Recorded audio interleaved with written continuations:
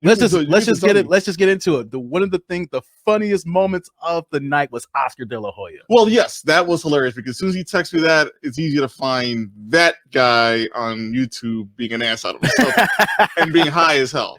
Either let me break it down. If you have not checked on social media, or if you're not checking for Oscar, or if you're not checking for Triller, whatever the case may be, but either Oscar was drunk, high, all the above, or all of the above. C. Because this dude here, man, I mean, Oscars has his demons. We know that. We've talked about this, but him signing up to do this multiple fight deal with Triller, whoever his friends in this camp, they don't love him. They pushing the alcohol in his corner. They adding lines on that glass table there for him. Whatever's going on. I'm not trying to be jokey about the glass lines, but he looked prime high. He looked like, half-baked high. Oh, let me just give an example. They asked him what was his motivation, and he was like, Mike Tyson is my motivation. Thank you, Mike, getting me to give me the motivation to do this. Drunk as ever. He was all over the place. Oh my God, slurring his words.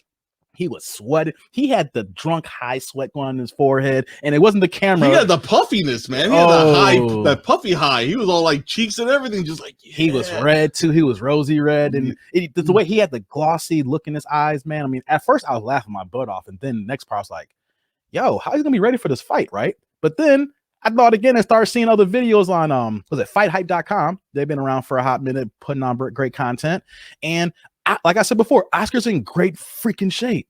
So here's a dude who's in great freaking shape who cannot handle his vices right now. So it's like I was worried, like, oh man, here's a guy at his age doing his things, but it's like he's a grown man, and he just continued doing what Oscar does, I guess, right? Well, I would say I'm gonna give Oscar the benefit of the doubt unless I see more evidence otherwise about how his training regimen is, right? If he looks good for his training, they just call it one night. He just said, I'm gonna get messed up. This ain't one night though. I've seen him in the last 2 years, video evidence, everything. Like he's fallen off the rocker a few times. No, but that you're right, for the last 2 years, yes. But from the moment he started announcing that he was training, and then the announcement of him fighting this summer, he's looked good, right? So that I'll give him the benefit of the doubt from the moment he said the training part and the date to now.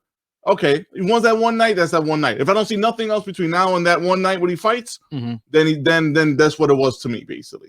So we'll just see.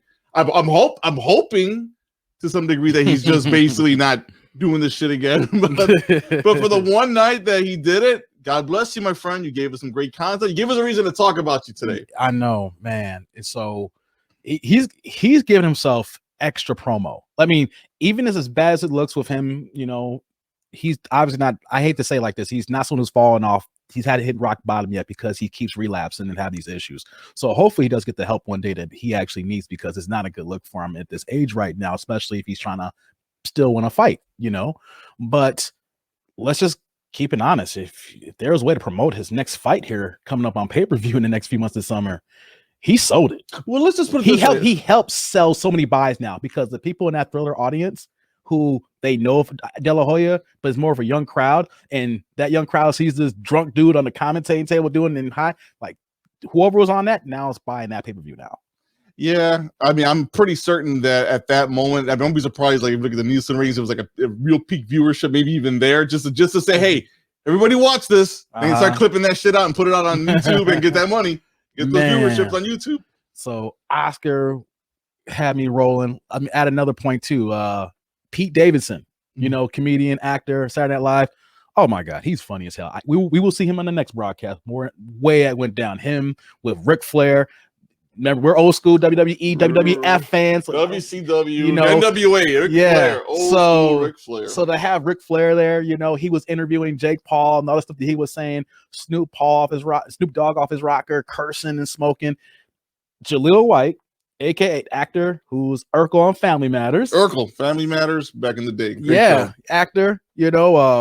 Never was able to shed the Urkel label. Now, happens with child stars. They get that iconic role and then they're kind of stuck with that. So what did he do? He started his own strain of weed called Purple Urkel. Monetize what you're known as, right? That was your niche growing up, and you couldn't shake it. Nothing wrong with monetizing it, my friend. So good for him, man. So I read an article about Purple Urkel before he was on the telecast. And then to see him on there, I'm like, man, Steve Urkel getting high. Did I do that? It's getting high now. He got his own strain. So make you want to kind of check that out when it comes available. You know, I'm kind of curious. I got a feeling I'm gonna see like with your pants raised up a little bit higher than usual. Oh man, if I do an episode and my pants all the way up here and I have my other glasses, you know, yeah, I'm on that purple Urkel. I'm gonna catch him right off the bat. That's advertisement right there. Ooh, wait, sticky icky. So, man, what else was going on?